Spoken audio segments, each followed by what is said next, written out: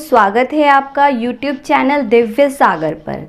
दोस्तों, अगर आप इस चैनल पर पहली बार आए हैं तो चैनल को सब्सक्राइब कर दीजिए, क्योंकि इस चैनल पर आपको मिलती है बहुत ही इंटरेस्टिंग और अच्छी कहानियाँ।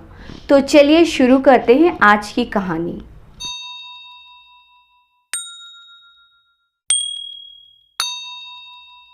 गांव अमीर नगर में एक बहुत ही बड़ा कंजूस रहता था। उसकी कंजूसी का यह आलम था कि यदि वे खाना खाने बैठता था तो अपना दरवाजा इसलिए बंद कर लेता था कि कहीं उसके खाते समय कोई आ गया तो उसे भी खाना खिलाना ना पड़ जाए। दुर्भाग्यवश एक दिन जिस समय वे खाना खाने के लिए बैठा तो दरवाजा बंद करना भूल गया। अभी वे कंजूस खाना खाने के लिए बैठा ही था कि तभी एक साधु भिक्षा मांगने आ गया। उसने कहा, बेटा, भगवान के नाम पर एक रोटी तो दे दे। कंजूस तुरंत खाना छोड़कर उठा और उसने साधु को वहां से टालने की कोशिश की, मगर साधु अड़ियल था। वे वहीं खड़ा रहा। साधु को टलता ना देख कंजूस ने सोचा, यह साधु तो बड़ा अड़ियल है, इसे तो कुछ देकर ही टालना होगा। उसने आधी रोटी साधु को देनी चाहिए, मगर साधु ने आधी रोटी लेने से मना कर दिया और कहा, मैं तो पूरी एक रोटी ही लूंगा। लेकिन कंजूस ने उसे पूरी रोटी नहीं दी और साधु ने भी आधी रोटी नहीं पकड़ी। फिर वे कंजूस खाना खाकर अपने काम पर चला गया। शाम को जब वे लौटकर अपने घर वापस आया तो उसने साधु को अपने दरवाजे पर ही बैठा पाया। तब उस कंजूस ने साधु की अडिगता देखकर उसे पूरी एक रोटी देनी चाहिए। लो बाबा, तुम पूरी एक रोटी ही ले लो। साधु बोला, अब एक नहीं, मुझे 2 रोटी चाहिए, क्योंकि अब खाने का दूसरा समय आ गया है। इस तरह से साधु महाराज ने अपनी एक और रोटी बढ़ा दी। कंजूस ने अकड़कर साधु को धिक्कारा, ए साधु महाराज, तुझे एक रोटी लेनी है तो ले। मगर साधु ने उससे वह एक रोटी भी नहीं ली और कंजूस ने साधु के कहने पर उसे 2 रोटी नहीं दी। कंजूस अपने घर में घुसा, दरवाजा बंद किया, खाना खाया और सो गया। वह सुबह उठा तो उसने साधु को अपने दरवाजे पर ही बैठा पाया। उसे देखकर कंजूस घबरा गया। वह सोचने लगा, यदि साधु मेरे दरवाजे पर भूखा मर गया तो मैं खामखा फंस जाऊंगा।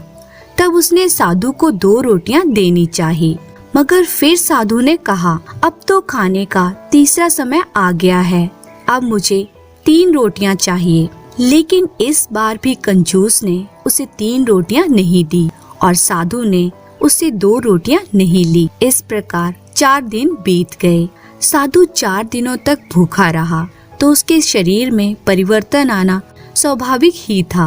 वह मरने की हालत में दिखाई देने लगा। ना खाने के कारण वह अत्यधिक कमजोर हो गया था। साधु की यह हालत देखकर कंजूस बहुत घबराने लगा। फिर उसने साधु के सामने हाथ जोड़कर कहा, महाराज, आपको जितनी भी रोटियां चाहिए ले लीजिए, मगर आप यहाँ से चले जाइए। साधु महाराज बोले, बच्चे, अब रोटी से काम नहीं चलेगा। अब तो मैं यहाँ से तभी हटूंगा जब तुम मेरे साथ मिलकर एक कुआं खुदवाओगे। साधु महाराज की यह बात सुनकर कंजूस का दम खुश्क हो गया। वह बोला, महाराज, आप ये क्या कह रहे हैं? मैं कुआं नहीं खुदवा सकता। अच्छा, फिर ठीक है, मैं भी यहाँ से नहीं हटूंगा। साधु की बात कंजूस ने सुनी अवश्य थी, लेकिन वह उसकी बात को टालकर अपने काम पर चला गया। मगर फिर उसकी बुद्धि रह रहकर साधु की ओर जा रही थी। उसका मन काम में नहीं लग रहा था और फिर वह बीच में ही अपना काम छोड़कर चला आया। साधु को वहीं पाकर उसने कहा, महाराज, मुझे तुम्हारी शर्त मंजूर है, अब तो तुम रोटी खा लो। फिर साधु ने कहा, बच्चे, अब एक कुएं से काम नहीं चलेगा, अब तो तुम्हें 2 कुएं खुदवाने पड़ेंगे, एक मेरे लिए और दूसरा अपने लिए। कंजूस ने फिर साधु की बात को अस्वीकार करना चाहा, मगर तभी उसने सोचा कि यदि उसने साधु की बात को अस्वीकार कर दिया तो जितनी बार भी उसने उसकी बात को अस्वीकार कर दिया उतनी बार ही साधु कुएं की संख्या में वृद्धि कर देगा। उसने मन में सोचा, नहीं, मुझे हाँ कर देनी चाहिए। फिर उसने 2 कुएं खुदवाने के लिए साधु से हाँ कर दी और कुछ दिनों बाद दोनों ने 2 कुएं खोदकर तैयार कर दिए। तब साधु ने कहा, हे मानव, मैं 1 वर्ष बाद फिर आऊंगा। तब यदि मेरे कुएं का पानी तुम्हारे कुएं के पानी से कम रहा तो मैं तुमसे तीसरा कुआं खुदवाऊंगा। इतना कहकर वह साधु वहां से चला गया। उसके जाने के बाद कंजूस ने सोचा, साधु जिद्दी किस्म का आदमी है, मुझे एक काम करना चाहिए। मैं अपना कुआं खुला छोड़ देता हूँ और साधु के कुएं को बंद कर देता हूँ। लोग मेरे कुएं से पानी निकालेंगे और साधु का कुआं सुरक्षित रहेगा। इससे निश्चित ही मेरे कुएं का पानी कम होगा और साधु के कुएं का पानी ज्यों का त्यों बना रहेगा। फिर कंजूस ने ऐसा ही किया। उसने अपना कुआं खुला छोड़कर साधु महाराज का कुआं ढक दिया। 1 वर्ष बाद साधु अपने कहे अनुसार पुनः आए। साधु को देखते ही कंजूस ने गर्व से कहा, महाराज, आप अपने और मेरे कुएं का पानी नाप लीजिए। मेरे कुएं में आपके कुएं से पानी कम है। साधु कंजूस के साथ कुएं के पास गया और बोला, तुम नापो। फिर कंजूस ने दोनों कुओं का पानी नापा।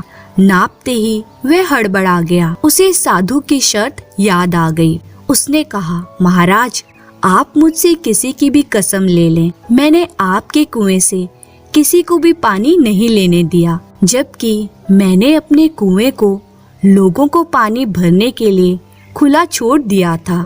लोग केवल मेरे ही कुएं से पानी भरकर ले जाते थे, मगर फिर भी मेरे कुएं में पानी ज्यादा कैसे हो गया, यह मेरी समझ में नहीं आया। कंजूस की बात सुनकर साधु मुस्कुराए और बोले, अरे बुद्धू, थोड़ी गहराई से सोचो तो सब कुछ समझ आ जाएगा।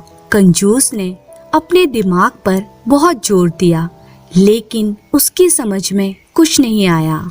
फिर साधु महाराज ने उसे समझाया, अरे बेवकूफ आदमी, तूने मेरे कुएं से किसी को पानी भरने नहीं दिया और अपना कुआं लोगों के लिए खुला छोड़ दिया।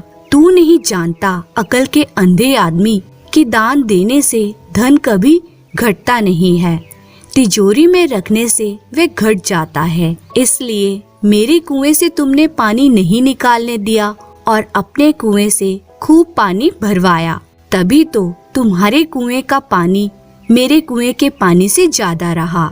साधु की बात सुनकर कंजूस की आंखें खुल गई और फिर वह उस दिन से दान करने लगा। अब वह जान गया कि दान करने से धन कभी नहीं घटता। तो दोस्तों, इस कहानी से हमें यह शिक्षा मिलती है कि कंजूसी एक हद तो ठीक होती है, परंतु यदि ज्यादा कंजूसी करें तो वह हमारे लिए हानिकारक सिद्ध होती है। दान देने में तो किसी प्रकार की कंजूसी नहीं करनी चाहिए। बड़े बड़े ग्रंथों में लिखा है कि दान देने से धन में वृद्धि होती है। अतः मनुष्य को ऐसा होना चाहिए कि वह दान देता रहे। दान देने से ईश्वर प्रसन्न होते हैं। धन्यवाद।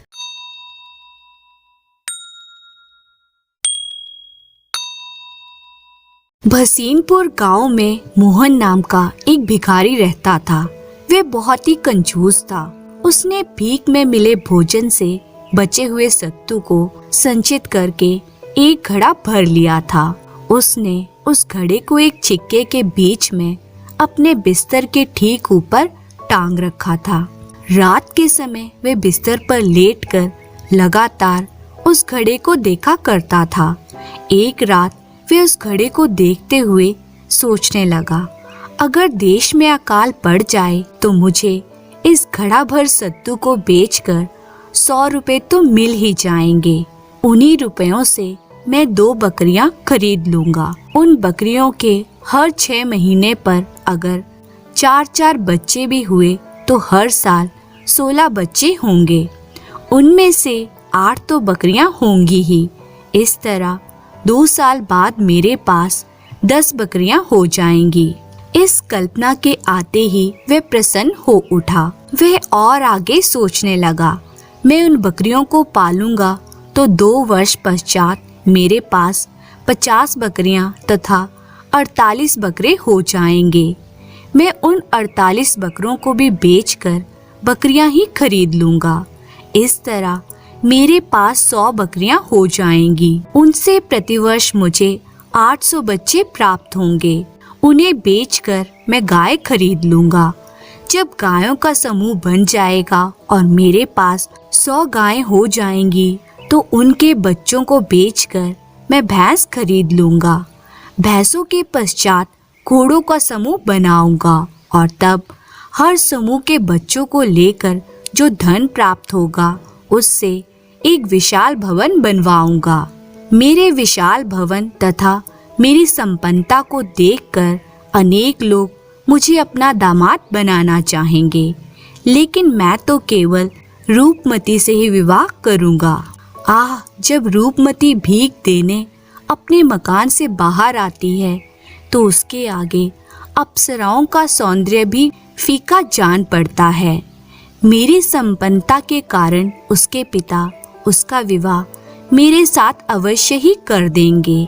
मोहन कुछ समय तक रूपमती के साथ होने वाले काल्पनिक प्रेम लाप में ही डूबा रहा। फिर वह सोचने लगा, रूपमती से जो मेरा पुत्र उत्पन्न होगा मैं उसका नाम कुलभूषण रखूंगा। जब वह घुटनों के बल चलने लगेगा तो मैं अपने शास्त्र लेकर घुड़शाला के समीप बैठ जाऊंगा और उन्हें पढ़ूंगा। कुलभूषण घुटनों के बल चलता हुआ मेरी ओर आएगा तो मैं क्रोधित होकर रूपमती से कहूंगा, अपने पुत्र को ले जाओ। वह घर के कामों में व्यस्त होने के कारण मेरी बातों पर ध्यान नहीं देगी तो मैं गुस्से में कांपता हुआ उसके पास जाकर उसे जोर की लात लगाऊंगा। यह सोचते हुए मोहन ने कल्पना में ही उत्तेजित होकर एक जोरदार लात चलाई तो वह सीधी जाकर ऊपर टंगे सत्तू के घड़े पर लगी। घड़ा जमीन पर गिरकर टुकड़े टुकड़े हो गया। उसका सत्तू भी जमीन में मिल गया। इस प्रकार मोहन की कल्पना भी मिट्टी में मिल गई और वह सिर पकड़कर बैठ गया। धन्यवाद।